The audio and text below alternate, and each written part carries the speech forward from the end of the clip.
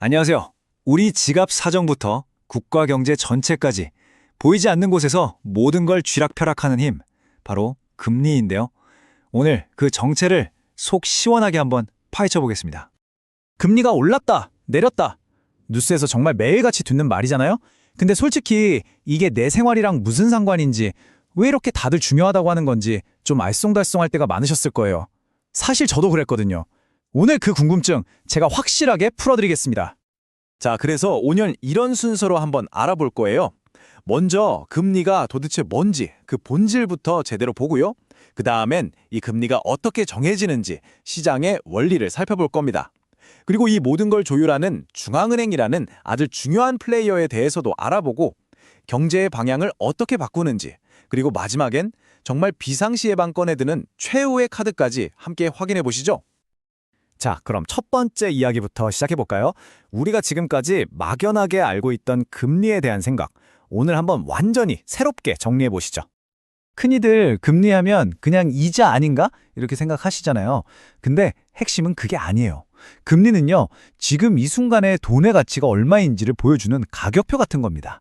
네, 맞아요. 돈에도 가격이 있다는 거죠. 사실 이 금리라는 숫자 하나에 무려 3가지나 되는 중요한 의미가 동시에 숨어 있거든요. 첫 번째는 방금 말씀드린 돈의 현재 가치고요. 두 번째는 그 돈으로 얻을 수 있는 기대 수익률. 그리고 마지막이 바로 기회비용입니다.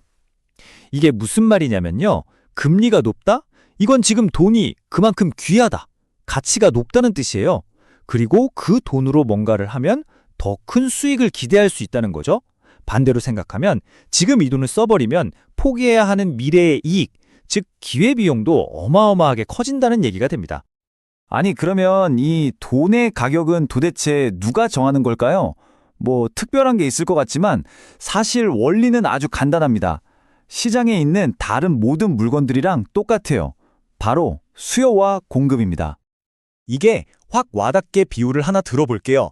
돈을 배추라고 한번 생각해 보세요. 자, 김장철이 되면 어때요?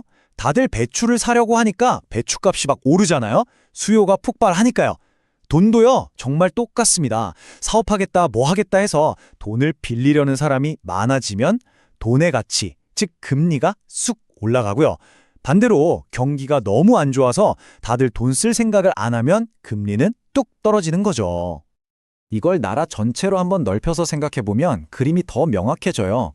예를 들어서 막 공장 짓고 도로 깔고 한창 성장하는 개발도상국을 보세요. 돈 들어갈 때가 정말 많겠죠. 그러니까 돈에 대한 수요가 높고 당연히 금리도 높습니다. 그런데 이미 웬만한 건 다 갖춰진 선진국은 어떨까요? 새로운 투자처가 상대적으로 적으니까 돈 수요도 적고 금리도 자연스럽게 낮은 경향을 보이는 거죠. 하지만 이 시장에는요, 이 모든 수요와 공급의 판을 한 번에 뒤흔들 수 있는 엄청난 힘을 가진 플레이어가 있습니다. 거의 뭐 끝판왕이라고 할 수 있죠. 바로 중앙은행입니다. 우리나라로 치면 한국은행이 바로 그곳이죠. 자, 여기서 많은 분들이 살짝 오해하시는 게 하나 있어요. 그걸 먼저 딱 짚고 넘어갈게요. 중앙은행이 여러분의 주택담보대출 금리나 신용대출 금리를 직접 정하는 게 절대 아닙니다. 그게 아니고요. 모든 금리의 기준이 되는 딱 그 최저선, 바닥을 정해주는 역할을 하는 거예요. 그게 바로 기준금리라는 겁니다. 이게 어떻게 돌아가는 거냐면요. 중앙은행이 기준금리를 딱 정하잖아요. 그럼 그게 시중은행들이 돈을 구해오는 가장 싼 값, 그러니까 원가가 되는 거예요. 그럼 은행들은 당연히 이 원가에 자기들 마진을 붙여서 우리한테 대출을 해주겠죠?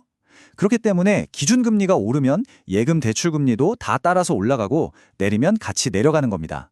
진짜 간단하게 비유하면 건물의 1층 높이가 정해지면 2층, 3층 높이도 다 따라 정해지는 거랑 똑같은 원리예요.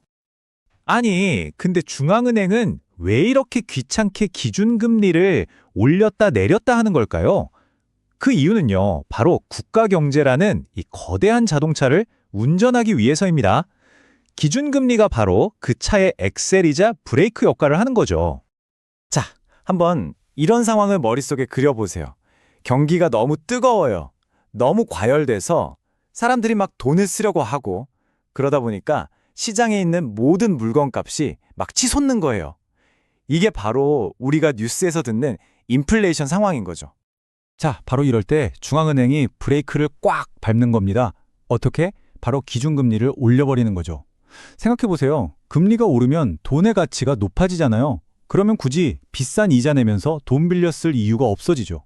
오히려 이자를 많이 주는 은행에 돈을 넣어두는 게 훨씬 이득이 되고요.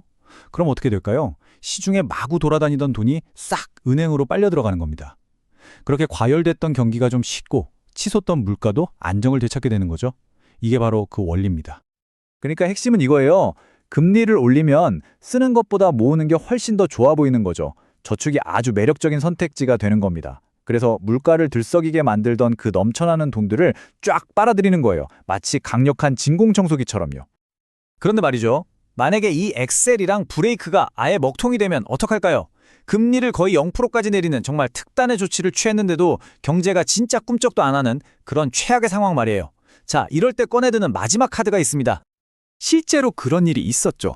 바로 2008년 글로벌 금융 위기 때입니다. 그때는 경제가 정말 꽁꽁 얼어붙어서 이자를 거의 안 내도 된다고 금리가 0%라고 해도 아무도 돈을 안 빌려갔어요. 왜냐? 미래가 너무너무 불안하니까요. 이런 상황에서는 웬만한 정책은 약발이 듣질 않습니다. 그래서 나온 정말 유명한 비유가 있잖아요. 당시 미국 중앙은행, 그러니까 연준의 의장이었던 벤 버냉키, 이 사람 별명이 헬리콥터 벤이었어요. 이게 무슨 뜻이겠어요? 말 그대로입니다. 진짜 헬리콥터 타고 다니면서 돈을 뿌려서라도 이 멈춰버린 경제를 다시 움직이게 만들어야 한다, 이런 절박함이 담긴 표현이었죠. 이게 바로 그 유명한 양적 완화, 영어로는 QE라고 부르는 정책입니다. 더 이상 금리만으로는 안 될 때 중앙은행이 아예 그냥 돈을 찍어내서 그 돈으로 채권 같은 자산을 사들이면서 시장에 현금을 직접 쏟아붓는 거예요. 비유하자면 기름이 다 떨어져서 멈춘 자동차에 주유소 갈 시간도 없으니까 그냥 엔진에 바로 연료를 들이붓는 거나 마찬가지인 거죠. 정말 강력하고 또 그만큼 비상적인 조치입니다. 자, 그럼 오늘 이야기의 핵심을 딱 정리해 볼까요? 결국 금리라는 건 그냥 이자의 숫자가 아니라 돈의 가치 그 자체라는 거.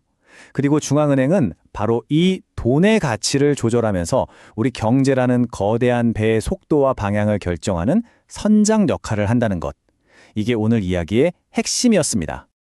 하지만 마지막으로 이런 질문을 한번 던져보고 싶어요. 금리를 조절하고 심지어 돈을 찍어내기까지 하는 이런 정교하고 강력한 도구들.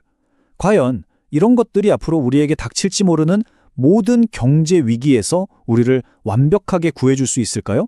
한 번쯤 깊이 생각해 볼 만한 질문인 것 같습니다.